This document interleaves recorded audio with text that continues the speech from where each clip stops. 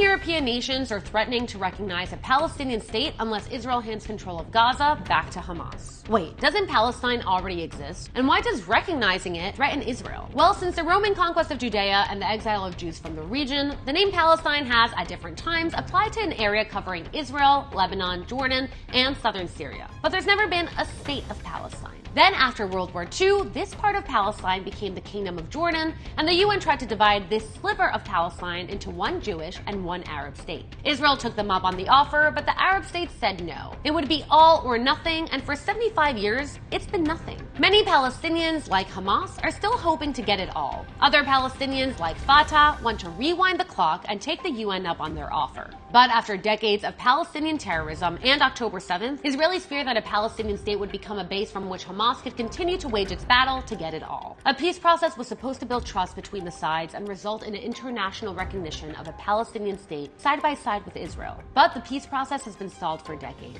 Now, with the tragic situation in Gaza and ceasefire negotiations stalled, some European governments are threatening that if Israel doesn't give Gaza back to Hamas, they'll skip the peace process and recognize a Palestinian state. Israel says that those threats only encourage Hamas to prolong the war, refuse to return the kidnapped Israelis, and continue to starve their own population in order to manipulate European nations and further delegitimize Israel.